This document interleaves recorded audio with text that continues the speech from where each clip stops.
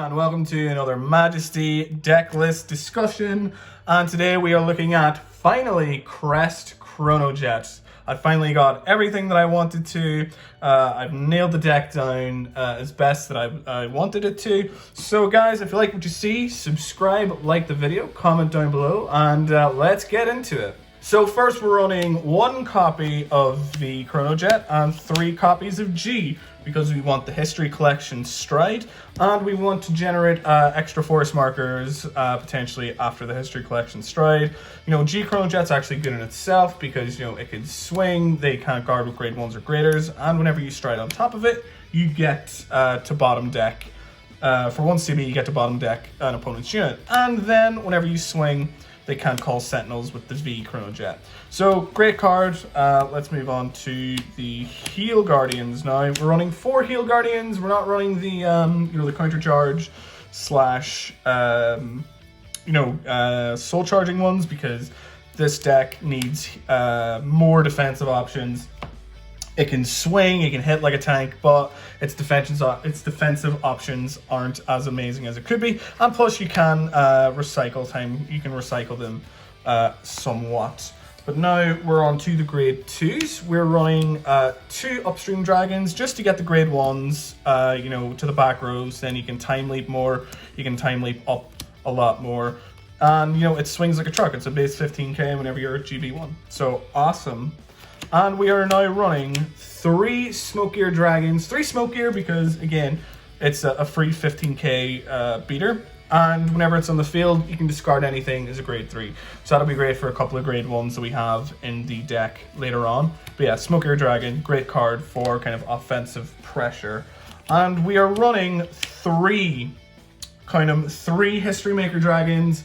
I know that, you know, some people like running 2, but I think 3 is kind of the magic number here, because I found if I damage checked, you know, you need kind of 2 in the deck, and if you damage checked 1, you can't really combo off as much, so I think it's just safer having 3 rather than 2.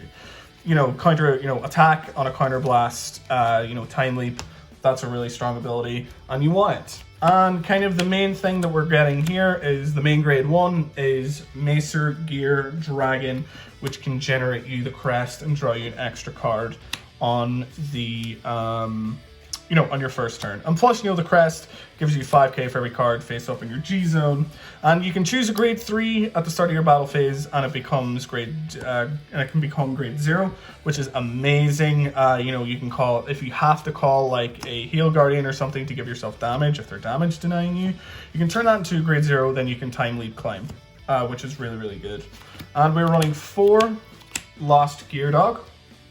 This is actually interesting because, you know, it gets you, you have to reveal a grade 3, search your grade 3. If you have 2 in hand, you get to just discard this card as a grade 3. Or if you have Smoke Gear Dragon, you can just discard anything. It is annoying where you already have to have like grade 3s in your hand to discard, which doesn't make it better or worse than the like original, you know, grade 3 searcher. But, you know, it works well for this deck since you can discard things as a grade 3. And 3 Rebels, speaking of discarding, if you discard this card during your turn, specifically during your turn, so if you discard it for like a PG, the effect doesn't go off. You know, you get to Soul Blast, call it and gains 5k, and if and you can bottom deck a normal unit, and you get to draw a card. So, you know, you get the card back. You're going hand neutral for this, and it gives you a 13k attacker or booster. So great card. Run it at 3. 4 is kind of too much. 3 Malum. Malum is a great card. Malum kind of gets you all your combos. It gets you to your TikTok workers really quickly, and you know, it gains. You know, if you're swinging, it gives you like a 36k attacker on your first stride turn, which is awesome if you place them on 2. Two Force 1 markers, 36k, and then you get to search a grade 0 for free, pretty much. And even if it like leaves the field, if it gets locked or you bind it, you still get to search it, which is absolutely amazing. And we're running 1 Causality Dragon because if you search it off, if you time leap into it, you get to give your History Collection Stride on hit plus 2k on hit time leaping in it, so you're adding even more attack pressure onto it. So this card is a one of. You don't really want to run two because you can search it, you can call it either or. One causality dragon is perfectly fine. Honolly, one Honolly because you can of course time leap into it, or it's easily searchable. Time leap, remove it. It's a great defensive option for like Nova Grapplers or very multi-attacky kind of decks. So yeah. And we are running one Elementaria because it's Elementaria. And now onto the grade zeros, the normal grade zeros. We're running 4 TikTok workers. These go into Soul and you can time leap. What else can you say about TikTok worker? You're running 4 of these because you need 4 to extend your plays, extend your combos and everything. 4 TikTok worker is an absolute. Then we're running 1 V Chronodran because we want to draw a card. We want to draw 2 at the beginning of our turn. And onto the triggers, we are running 3 draw crits. The reason why we're running 3 and we're running 3 stride crits because we're already discarding cards is grade 3. We don't need 4 for stride. And the reason why we're running is because we're running 2 stand triggers, and you want to run like 3. You want to run 3 PGs as well, or three other sentinels. So 3 draw crit, 3 stride crit, and 3 PGs, draw PGs, 2 stand triggers, 2 stands because if you damage deck 1 or whatever, you still have like another one to call off of like Melum's skill.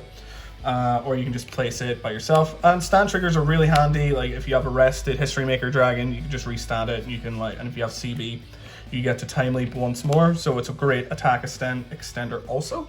And of course we have 1 Dark States OT. And moving on to the Gzone, obviously we are running 1 Harmonics to get your Guardian Shield. And we are running 2 History Collection Stride on hit bottom deck and opponent's rearguard. Awesome.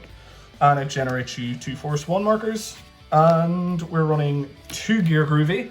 It gets you 2 G flips for a turn. So whenever you stride this, say after your History Collection Stride, you're in GB3.